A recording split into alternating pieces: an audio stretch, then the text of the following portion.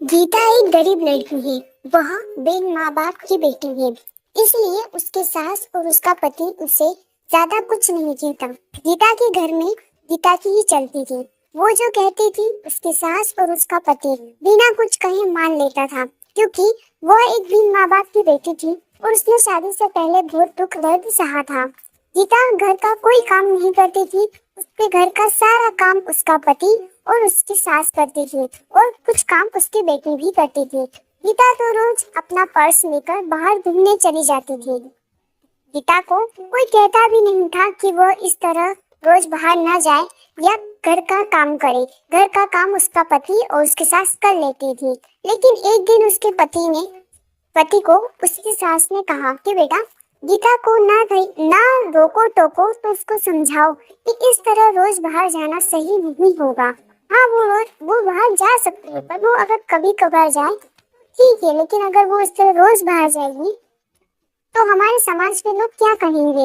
ये सब सुन के गीता का पति बहुत परेशान रहने लगा। उसे समझ ही नहीं आता था कि वो करे तो क्या करे। अगर वो गीता को कुछ कहता था तो गीता नाराज हो जाती। उसे समझ ही नहीं आता कि वो करे तो क्या करे। वो गीता को कुछ ज्यादा बोल भी नहीं सकता था और वो ना ही माँ की बात टाल सकता था। इसी तरह गीता रोज अपने ससुराल वालों को कुछ न कुछ कहती रहती। घर में कुछ भी करना हो गीता की ही चलती थी। वो अपने पति और अपनी सासू को बहुत बातें सुनाती थी। अगर उनसे कोई काम ठीक से नहीं होता तो भी वे उन्हें डांट लगाती थी। फिर भी उसका पति और उसकी सास चुपचाप उसकी सारी बातें सुनते रहते थे, ये सोचकर कि कभी ना कभी गीता को एहसास होगा कि वो जो व्यवहार करती है वो सही नहीं है। हम उसे लाड़ प्यार करते हैं, इसका मतलब ये नहीं कि वो हवा में उड़ने लगे। पर ये बात कभी उसके ससुर ने और उसके पति ने उसके मुंह पर नहीं कही। उन्हें सिर्फ इसी बात का विश्वास था कि कभी ना कभी उसे इस चीज का एहसास होगा। एक दिन ऐसे ही गीता अपनी सहेली रश्मि से मिलने जाती है।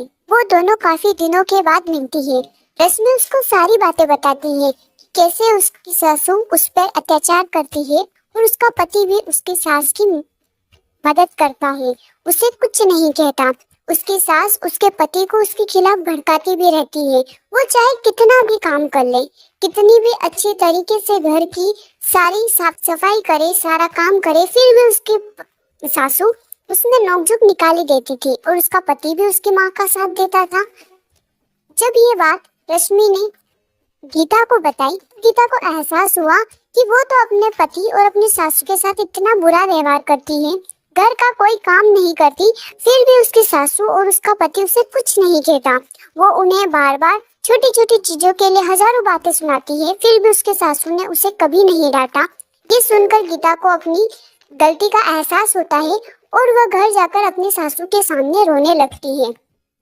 उन्हें सब बात बताती है कि उसे उसकी गलती का एहसास हो गया है कि उसने कितना गलत किया। तब उसकी सास उसे कहती है कि बेटा रो मत, हमें विश्वास था कि तुम्हें एक ना एक दिन अपनी गलती का एहसास होगा और तुमने गलती चाहे कैसी भी की हो, लेकिन तुम्हें अपनी गलती का एहसास हो गया, बस यही बड़ी बात है।